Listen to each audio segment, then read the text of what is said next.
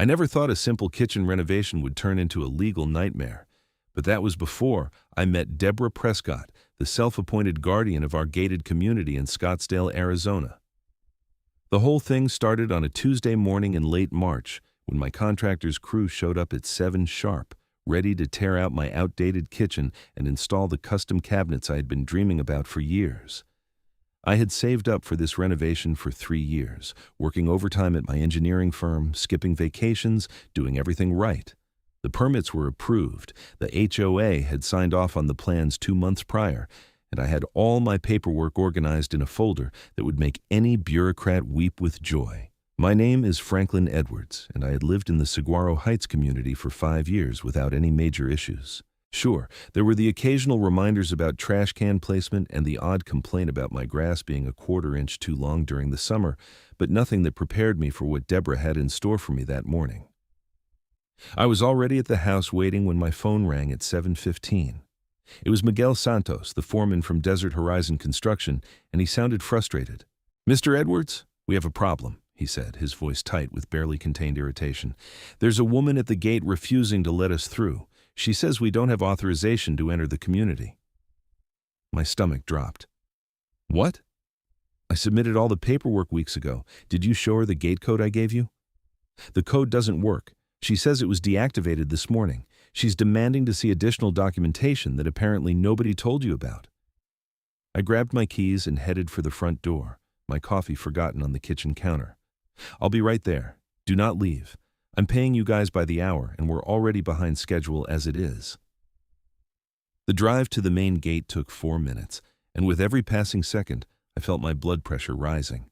Saguaro Heights was one of those communities that prided itself on being exclusive, with its beige stucco walls, perfectly manicured desert landscaping, and a gate system that made Fort Knox look casual. The HOA board ran the place like their own personal fiefdom, and Deborah Prescott sat on that board like a queen on her throne. When I pulled up to the gate, I saw Miguel's company truck idling on the outside, along with 2 other vehicles carrying his crew. Behind them, a line of cars had formed, residents trying to get out for their morning commutes. And standing in front of the gate control booth was Deborah, her arms crossed over her chest, wearing a white tennis outfit and oversized sunglasses despite the early hour. I parked my car off to the side and walked up to her, trying to keep my voice level. "Deborah, what's going on? These are my contractors. They're supposed to start work on my kitchen today." She turned to me, and even through the sunglasses I could feel her condescending stare. "Franklin, the board reviewed the situation last night, and we've decided that your contractors need to provide additional insurance documentation before they can enter the community. It's a new policy that went into effect yesterday." "Yesterday? Are you kidding me? Nobody notified me of any new policy. I have all the paperwork the HOA requested 2 months ago when I submitted my renovation plans." "That was before we updated our requirements. All contractors now need to provide a minimum of $2 million in liability coverage, along with workers' compensation documentation for each individual crew member, and a signed indemnification agreement that holds the HOA harmless in case of any accidents or property damage." I stared at her, my mind racing. "Deborah, my contractors have all their insurance. They're licensed, bonded, and insured. This is a reputable company. Then they should have no problem providing the updated documentation. Once they submit everything to the HOA board for review, and once we approve it, which will take approximately 5 to 7 business days, they'll be free to enter and begin work." 5 to 7 business days? I have permits that expire in 3 weeks. My kitchen is about to be torn apart. I took time off work for this. Are you seriously telling me you're going to hold up my entire renovation over paperwork that you never bothered to tell me about? She smiled, but there was no warmth in it. "I'm telling you that rules are rules, Franklin. We have standards to maintain in this community. If we let contractors come and go without proper vetting, who knows what kind of liability we'd be opening ourselves up to." Behind us, the line of cars had grown longer, and people were starting to honk. A woman in a Mercedes rolled down her window and shouted, "Can someone please move? I have a meeting in 20 minutes. Miguel approached us, his clipboard in hand. "Mr. Edwards, I need to tell you something. My crew is on the clock. We have 3 guys here, plus me, and our minimum is 4 hours. If we can't get in to do the work, I still have to pay them for showing up. I turned back to Deborah. You hear that? These guys are billing me whether they work or not. Can you please just let them through? I'll get you whatever additional paperwork you need by the end of the day.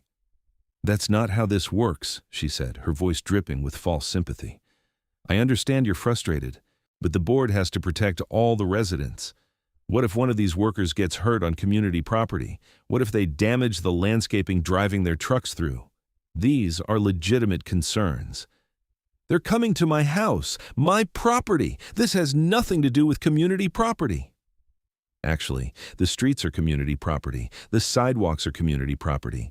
The gate entrance is community property. And as long as they're using any of those things, they're subject to our rules. I wanted to scream. Instead, I pulled out my phone and opened my email. Look, here's the approval from the HOA, dated January 15th. It's signed by you, by the way. It says, and I quote, "Kitchen renovation approved pending submission of contractor's license and insurance documentation, which has been received and approved." That's it. Nothing about additional requirements. Nothing about $2 million in coverage. She barely glanced at my phone. That was before the policy change. What policy change? Where is this documented? When was I notified? It was in the HOA newsletter that went out on Friday. The newsletter that gets buried in 50 other emails and that nobody reads. That's your idea of proper notification for a policy that affects active, approved projects. She shrugged. Ignorance of HOA policies is not an excuse. You signed the CC and RS when you bought your home. You agreed to abide by all rules and regulations, including any updates or modifications made by the board. Miguel cleared his throat. Mr. Edwards, I hate to pressure you, but I need to know what you want to do. Do you want us to wait here while you sort this out, or should we leave and reschedule? I looked at my watch. It was 7:30. The crew had been sitting there for 15 minutes already. How much is this costing me? Well, like I said, minimum 4 hours for the crew. That's 4 guys at $80 an hour per person. If we're just sitting here, that's $320 per hour in standby time.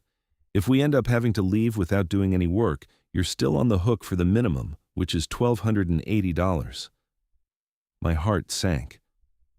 You're telling me I'm going to pay over $1,000 for nothing? I'm sorry, man, but we scheduled our crew for your job. We turned down other work. We have to cover our costs.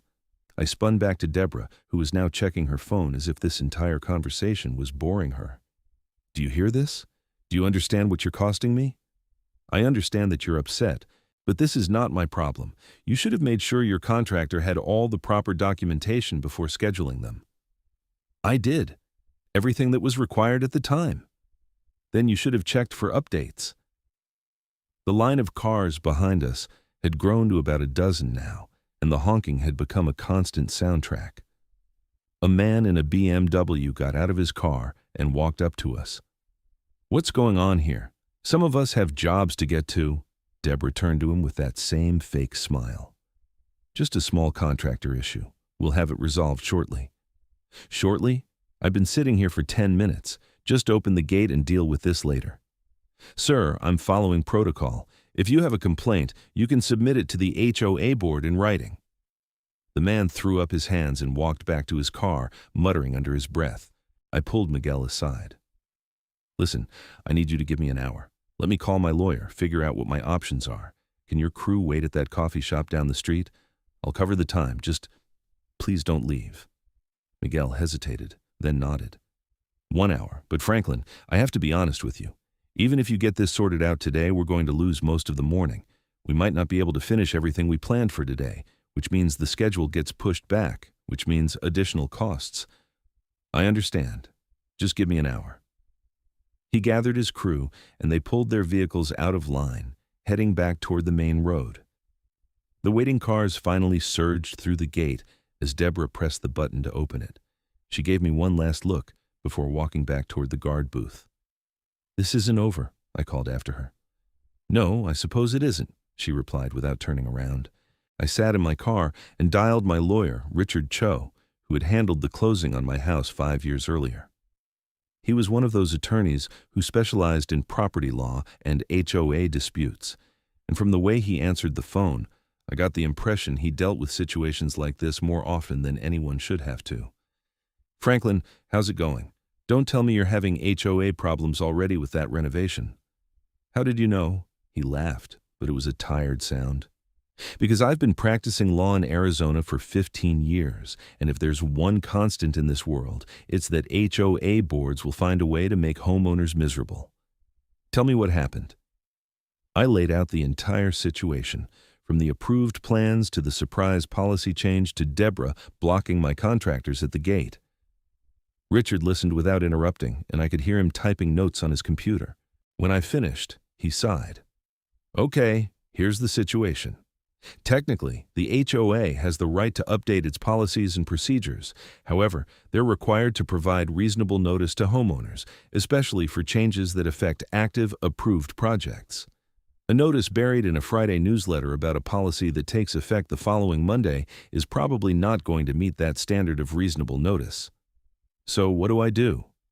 First, I'm going to draft a letter to the HOA board demanding that they honor the original approval and allow your contractors immediate access. Second, I'm going to point out that any costs you incur as a result of their unreasonable interference could be considered damages for which they could be held liable. Third, I'm going to request an emergency meeting with the board to resolve this before it escalates further. Will that work? It should. Most HOA boards back down when they realize they're potentially opening themselves up to legal liability.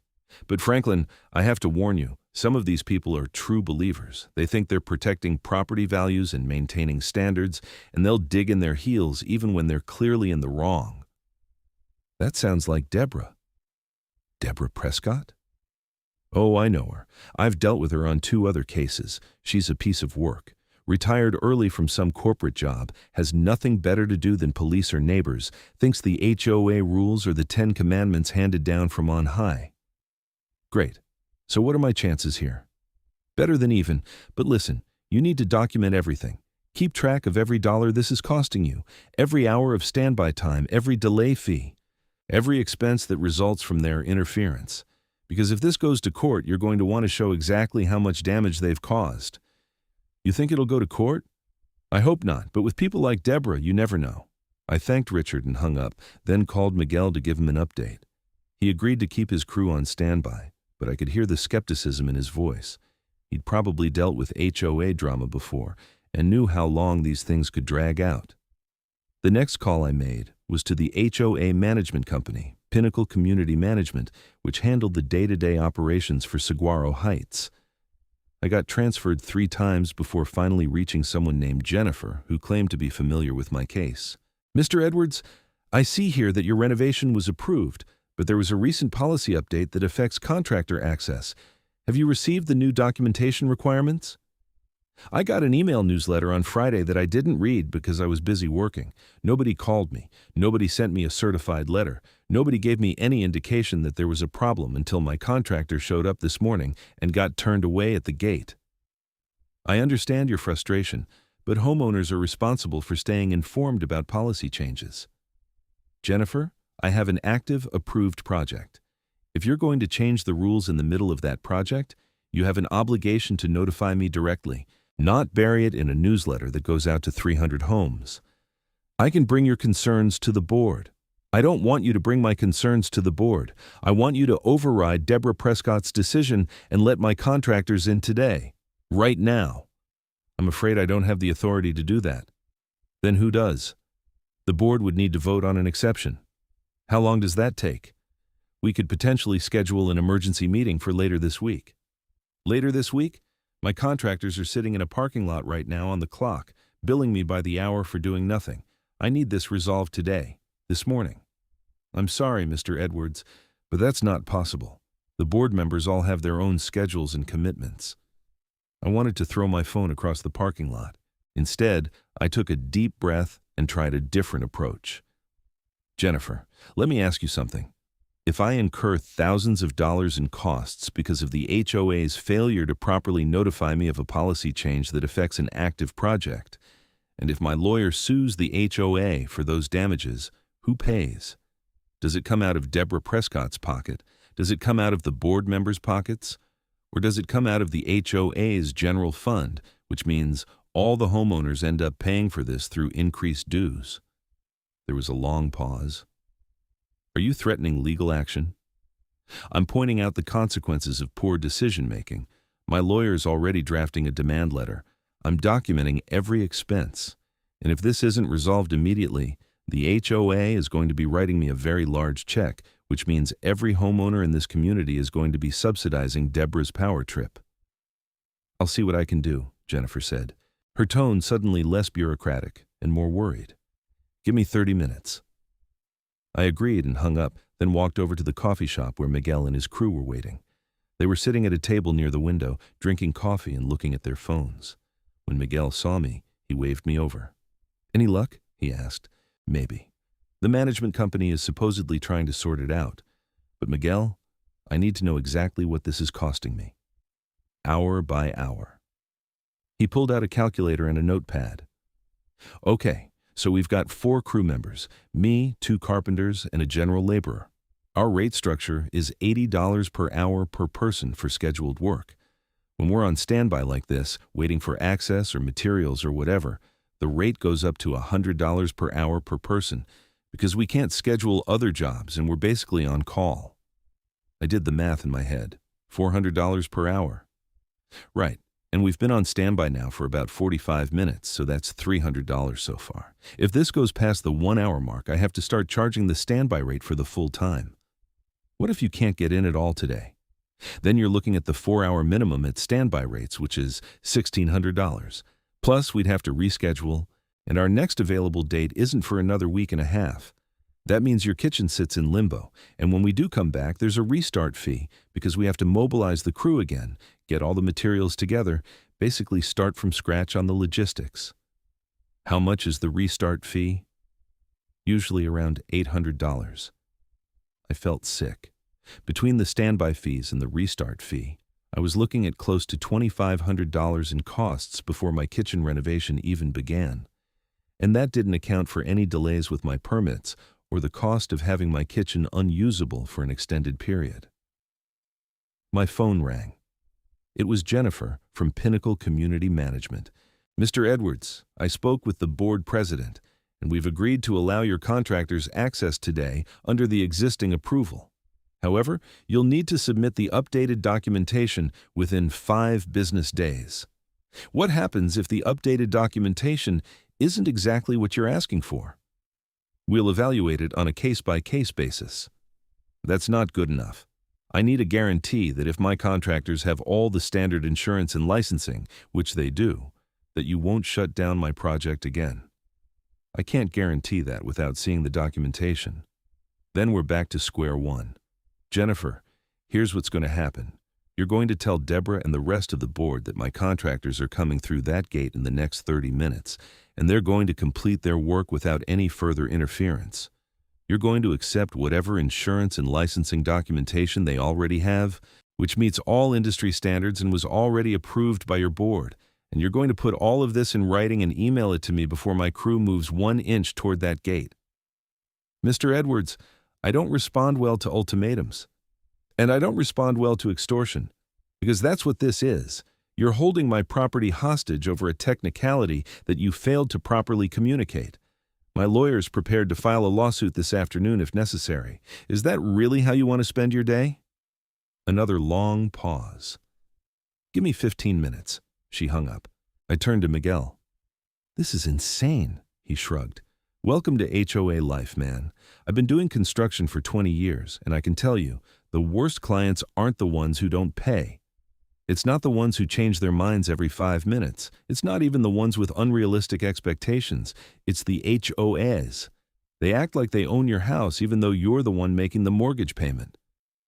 One of the carpenters, a younger guy named Josh, chimed in. I worked on a house in Tempe last year where the HOA tried to fine the homeowner because they didn't like the color of our truck, said it was too bright and didn't fit the aesthetic of the community.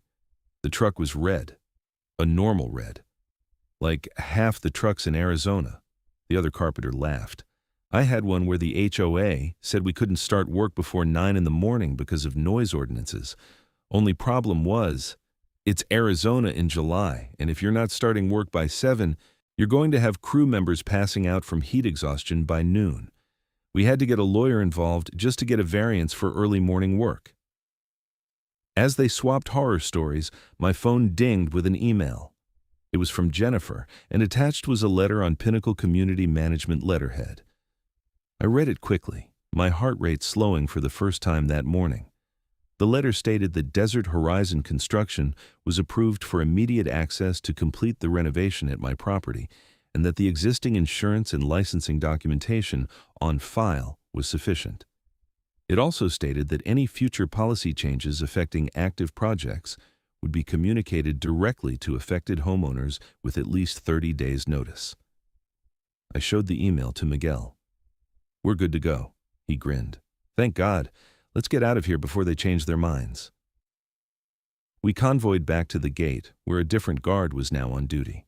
I pulled up first, showed him the email on my phone, and he nodded and opened the gate without any fuss. Miguel's trucks followed me through, and we made our way back to my house. It was almost 9 o'clock by the time we got there. 2 hours of my day gone. But at least the crew could finally start work.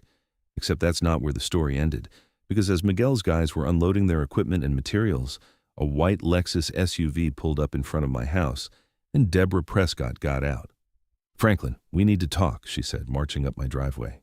I was done being polite. "No, Deborah, we don't. My contractors are here. They're approved, and they're going to do their work. If you have a problem with that, you can take it up with your management company or with my lawyer. I'm here as a courtesy to let you know that the board is not happy with the way you handled this situation.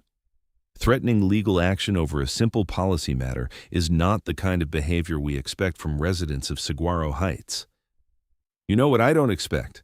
I don't expect to have my approved project held hostage over a policy change that nobody bothered to tell me about. I don't expect to be charged hundreds of dollars in standby fees because the HOA president decided to play traffic cop at the front gate, and I sure as hell don't expect to be lectured about courtesy by the person who caused this entire mess." Her face turned red. "I was doing my job. It's my responsibility to ensure that all contractors meet our community standards. Your job is to serve the homeowners, not to make our lives miserable. And right now, you're failing spectacularly at that job." "We'll see about that," she said, her voice cold. "The board meets next Tuesday. I'll be recommending that we review your renovation approval and consider additional restrictions.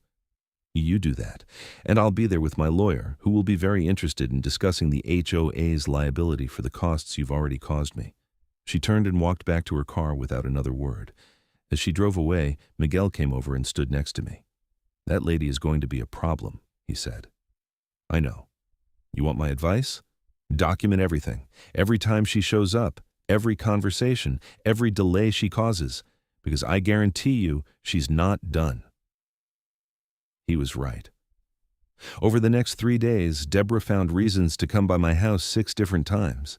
First, she claimed the construction noise was too loud and was disturbing the neighbors. When I pointed out that it was 10 in the morning and the HOA rules allowed construction noise until 6 in the evening, she said she was going to survey the neighbors to see if they wanted to change that rule. Then she said the contractor's trucks were parked incorrectly and were blocking sightlines at the corner. Miguel had to move the trucks 3 different times before she was satisfied, each time costing 15 minutes and adding to the project delays. Then she claimed that debris was blowing from my dumpster into the street and creating a hazard. I had to buy an additional tarp and stakes to cover the dumpster more securely, even though there was no debris and no hazard. Each time, I documented everything.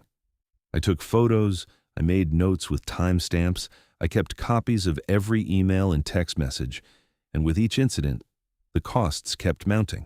By Friday afternoon, Miguel sat me down at my kitchen table, which was currently in my dining room, because the actual kitchen had been gutted down to the studs.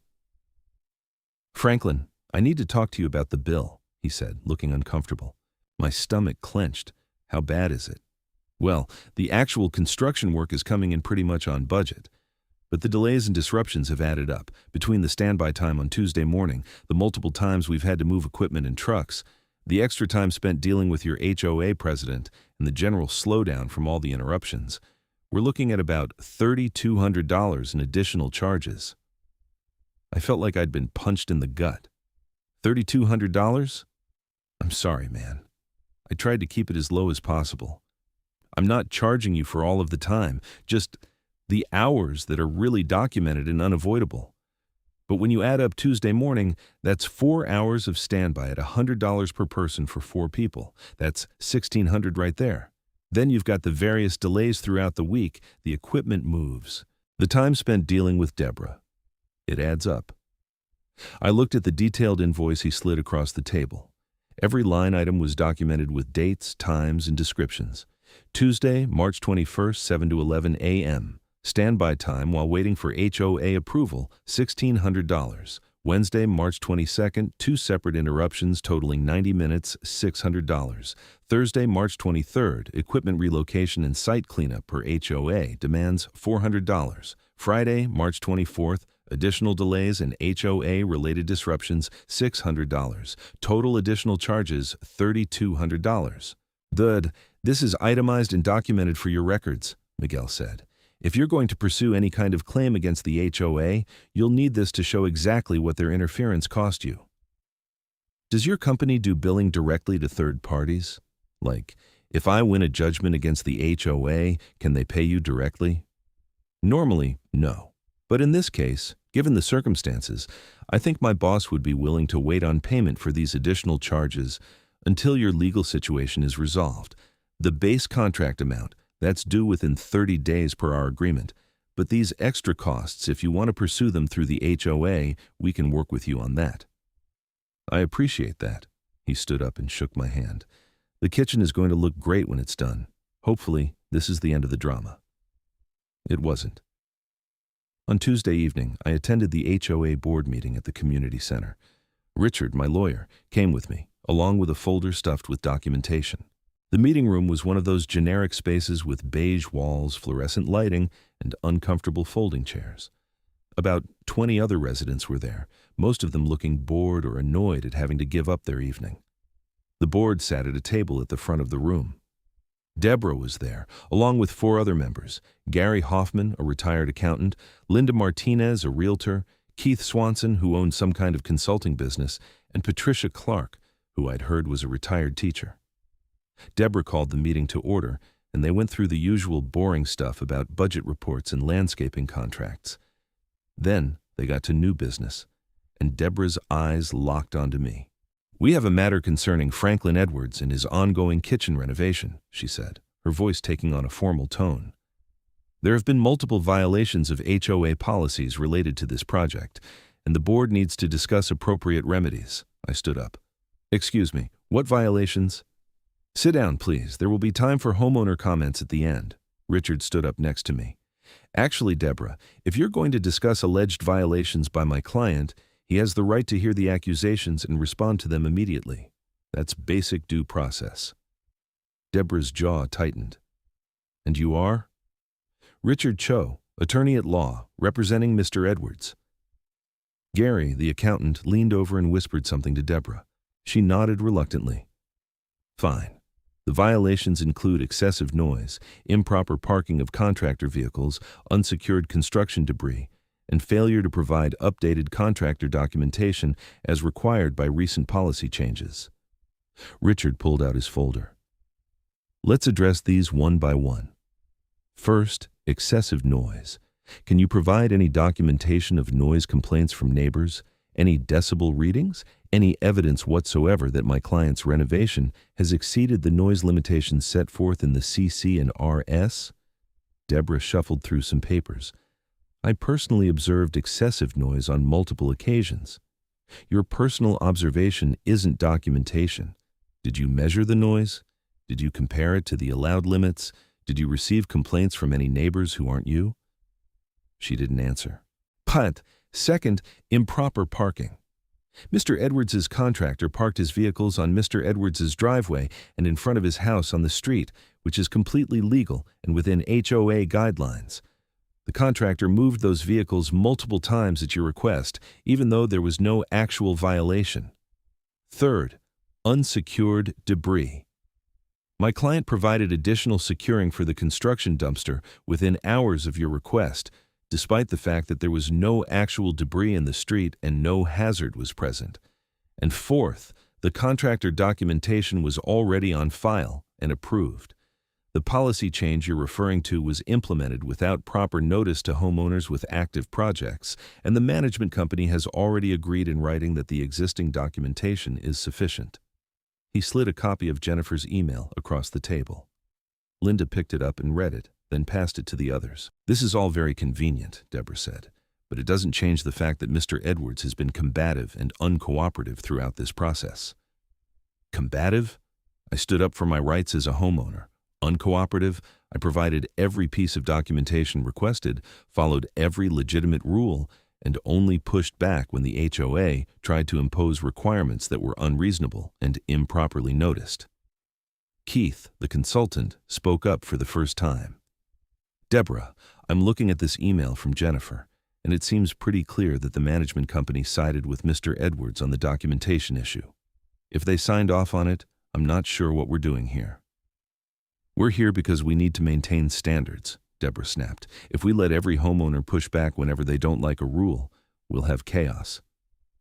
"Or," Richard said calmly, "you could follow your own governing documents, provide proper notice of policy changes, and treat homeowners with basic respect. My client has incurred over $3,000 in additional costs because of the HOA's interference with his approved renovation project. Those costs are documented, and they're directly attributable to actions taken by board members, specifically by Mrs. Prescott." Patricia, the retired teacher, looked concerned. $3,000? How is that possible? I stood up again. "My contractor's crew was blocked at the gate for 2 hours on Tuesday morning because of a policy change that nobody told me about. That's $1,600 in standby fees right there. Then, throughout the week, they were interrupted 6 different times to move trucks, adjust equipment, and address complaints that turned out to be baseless. Every interruption costs money. Every delay adds up. My contractor didn't do anything wrong, I didn't do anything wrong, but the HOA, specifically Mrs. Prescott, decided to turn my kitchen renovation into a crusade. And now I'm paying the price." Gary, the accountant, put down his pen and looked at Deborah. "Is this accurate? Did you block his contractor at the gate?" "I was enforcing HOA policy," she said defensively. "A policy that went into effect with less than 72 hours notice, and that contradicted an existing approval?" "Deborah, you know better than that. We've had training on this. You can't change the rules in the middle of someone's project without proper notice and transition time. I was trying to protect the community." "From what? A licensed contractor doing an approved kitchen renovation?" The room was quiet. I could see other board members exchanging looks, and none of them seemed happy with Deborah. Richard cleared his throat. "Here's what's going to happen. My client is going to submit a claim to the HOA for $3,200 in damages caused by the board's interference with his project. You're going to review that claim, and you're going to pay it within 30 days. If you don't, we'll file a lawsuit that will cost the HOA significantly more in legal fees and potential additional damages. And frankly, based on what I've seen here tonight, my client has an excellent case." Linda looked at the other board members. "I move that we table this discussion and schedule an executive session to review the claim with our insurance carrier." "Second," Keith said immediately. They voted, and it passed 4-1. Deborah was the only no vote, and she looked like she wanted to flip the table. The meeting continued with other business, but I barely paid attention. As people filed out afterward, several neighbors came up to me and quietly expressed their support. One woman told me she'd had similar problems with Deborah over a fence repair.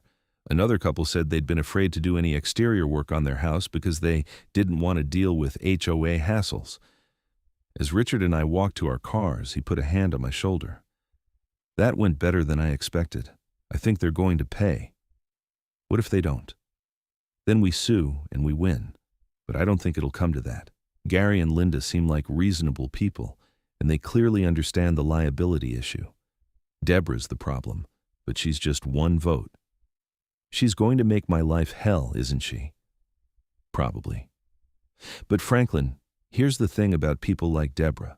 They only have as much power as you give them. You stood up to her, you documented everything, and you showed the rest of the board that she was in the wrong. That takes away a lot of her ammunition." I drove home, exhausted, but relieved. My kitchen was still a construction zone, but at least the work was progressing. Miguel estimated another week until it was finished, assuming no more interruptions. For the next few days, things were quiet. Deborah didn't show up at my house. The construction proceeded without incident. I started to think maybe it was actually over. Then, on Friday afternoon, I came home from work to find a notice taped to my front door. It was from the HOA, informing me that I was being fined $500 for having my garage door open during prohibited hours. I read it 3 times, trying to make sense of it. Prohibited hours? What prohibited hours? I'd never heard of any rule about garage doors. I called Richard immediately. "They're fining me for having my garage door open," he sighed. "Let me guess, Deborah. The notice is signed by her as HOA president. Okay, here's what you do. First, check your CC and RS and see if there's actually a rule about garage doors. Second, if there is, check what the prohibited hours are and whether you actually violated them. Third, document when your garage door was open and why. If your contractor had it open to move materials, that's a legitimate construction activity related to an approved project." I spent the evening digging through my HOA documents. Buried on page 47 of the CC and RS was a provision that garage doors should not be left open for extended periods for aesthetic reasons. It didn't define extended periods, and it didn't specify any prohibited hours.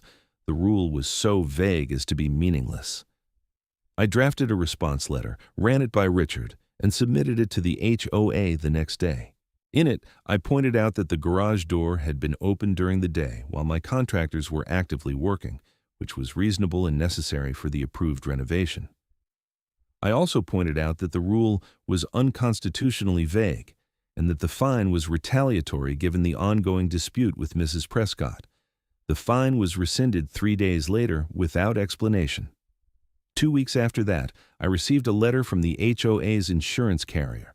They were offering to settle my claim for the full amount of $3,200, plus an additional $500 to cover my attorney's fees for the initial demand letter. In exchange, I would agree not to pursue any further claims related to the kitchen renovation incident. Richard advised me to take it. "You're getting everything you asked for, plus a little extra. And more importantly, you're establishing a precedent that the HOA can't just bully homeowners without consequences." I signed the settlement agreement, and a check arrived in my mailbox 10 days later. I immediately sent it to Miguel's company, settling the outstanding balance on my invoice. My kitchen renovation was finished in early April. The new cabinets looked amazing, the countertops were exactly what I'd wanted, and the whole space felt brighter and more modern. It had cost me more stress and aggravation than I'd anticipated. But in the end, it was worth it. The story could have ended there. Should have ended there. But Deborah Prescott wasn't the type to let things go. In May, I received another notice from the HOA. This time, I was being cited for a front yard landscaping violation. According to the notice, my Mexican sage plants were growing over the sidewalk and needed to be trimmed back immediately. I looked at my front yard. The sage plants were nowhere near the sidewalk. They were a good 3 feet back from the edge of my property. I took photos, documented the distance, and submitted a response. The citation was withdrawn. A week later, another notice. This time, my mailbox was allegedly the wrong color and needed to be repainted to match HOA standards. I checked the standards. My mailbox was black, which was one of the 3 approved colors. I sent photos and a copy of the relevant section of the standards. The citation was withdrawn. It kept happening. Every week or two, another notice. My trash cans were visible from the street. Except they weren't, they were behind my side gate. My house numbers were the wrong font, except they were the exact font specified in the architectural guidelines. My doormat was too colorful. Except there was no rule about doormats. Each time I documented, I responded, and the citation was withdrawn. But it was death by 1,000 cuts. Each notice required time and energy to fight. Each one was a reminder that Deborah was watching, waiting, looking for any excuse to cause me trouble. In June, I filed a formal harassment complaint with the HOA board. I submitted copies of all the withdrawn citations, along with a timeline showing that they had all started after the kitchen renovation dispute. I argued that Deborah was abusing her position to retaliate against me for standing up to her, and that this pattern of behavior was unacceptable. The board held a special session to address my complaint. I wasn't allowed to attend because it was an executive session, but Richard assured me that the complaint was serious enough that they'd have to take action. 2 weeks later, I received a letter from Gary Hoffman, the board treasurer. It stated that the board had reviewed my complaint and had counseled Mrs. Prescott about the importance of applying HOA rules consistently and fairly to all residents. It also stated that going forward, all HOA citations would be reviewed by at least 2 board members before being sent to homeowners to ensure accuracy and fairness. It wasn't everything I wanted, but it was something. And more importantly, the notices stopped. I didn't see much of Deborah after that. She was still on the board, but she seemed to avoid any situations where we might cross paths.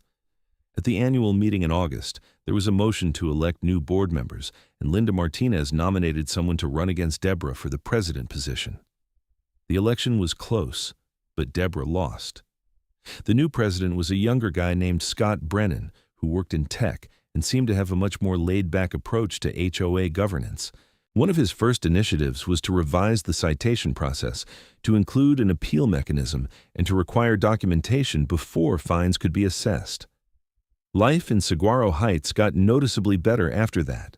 The HOA still had its quirks and its rules, but there was less of the petty enforcement and more focus on actually maintaining the community. As for my kitchen, I got years of enjoyment out of it. Every time I cooked dinner or made coffee in the morning, I remembered the battle I'd fought to make it happen. And while I wouldn't want to go through that experience again, I was glad I'd stood my ground. Because here's what I learned from the whole ordeal. HOAs are only as good or as bad as the people running them. When you have someone like Deborah in charge, someone who sees rules as weapons rather than guidelines, someone who cares more about control than community, everyone suffers. But when you push back, when you document and advocate for yourself, when you refuse to be bullied, you can make a difference. The $3,200 in standby fees that Deborah cost me by blocking my contractor at the gate became a symbol of something larger. It was proof that actions have consequences, that abuse of power doesn't go unpunished, and that even in the face of petty tyranny, ordinary people can fight back and win. I ran into Miguel about a year later at a home improvement store. He was picking up materials for another job, and we chatted for a few minutes in the parking lot. "How's the kitchen holding up?" he asked. "Perfect. No complaints." "And the HOA?" I grinned. "Much better since Deborah got voted out. The new president is actually reasonable." "Good to hear. I tell your story to other clients sometimes when they're dealing with HOA issues. It's become kind of legendary among contractors in the area. The guy who stood up to his HOA president and made them pay for the trouble they caused. I didn't do anything special. I just refused to roll over. That's more than most people do. Most people pay the fines, swallow the costs, and convince themselves it's not worth fighting. But you fought, and you won. That matters." As I drove home that day, I thought about what he'd said. I'd never set out to be any kind of crusader. I just wanted to renovate my kitchen. But sometimes life puts you in situations where you have to choose between standing up for yourself and accepting injustice. I'd chosen to stand up, and while it had been stressful and expensive and frustrating, I'd do it again in a heartbeat. Because at the end of the day, your home is supposed to be your sanctuary. It's supposed to be the one place where you have control, where you make the decisions, where you can build the life you want. And when someone tries to take that away from you, whether it's an overzealous HOA president or anyone else, you have to fight back. The $3,200 I recovered wasn't just about the money. It was about the principle. It was about sending a message that homeowners have rights, that those rights matter, and that people who abuse positions of power will be held accountable. In the years since, I've seen changes in Saguaro Heights that I like to think stemmed in part from my willingness to stand up to Deborah. The citation process is fairer. The board is more transparent. Homeowners feel more comfortable doing projects and improvements without fear of arbitrary enforcement. The community is better for it. And my kitchen? Still looks great. I hosted Thanksgiving dinner there that year for my family, and my mom couldn't stop complimenting the new cabinets and the beautiful quartz countertops. She asked about the renovation process, and I gave her the short version, leaving out most of the drama. But my brother Frank, who's a lawyer himself, pulled me aside later and asked for the full story. When I finished telling him everything, he shook his head in amazement. "You really took on your entire HOA board over this?" he asked. "Not the entire board, just Deborah." "Still, that takes guts. Most people would have just paid the fees and moved on." I thought about it, but something about the whole situation just felt wrong. She was abusing her power and nobody was stopping her. If I didn't push back, who would? "Good for you, man. Seriously." That conversation stuck with me because it highlighted something important.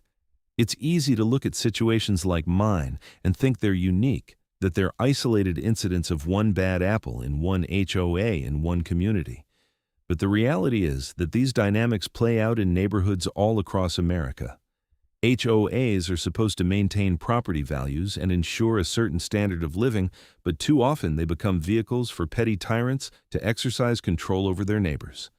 The only way to combat that is for homeowners to know their rights, to document everything, to stand up when those rights are violated, and to hold board members accountable. It's not easy. It's not fun. But it's necessary. As I sit here now, looking back on the whole experience, I can see it as a turning point. Before the kitchen renovation, I was the kind of homeowner who paid his dues, followed the rules, and didn't make waves. After it, I became someone who paid attention, who asked questions, who wasn't afraid to challenge authority when it was being exercised unjustly. That confidence extended beyond my dealings with the HOA. At work, I became more willing to speak up in meetings when I disagreed with decisions. In my personal life, I became better at setting boundaries and advocating for myself.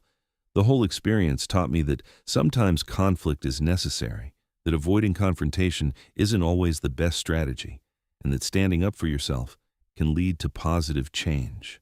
The kitchen renovation that I thought would be a simple home improvement project turned into a months-long battle that tested my patience, cost me thousands of dollars in extra fees, and forced me to confront the arbitrary power structures that govern so many American neighborhoods. But it also gave me something valuable. The knowledge that I could fight back against injustice and win. Deborah Prescott taught me an important lesson, though not the one she intended.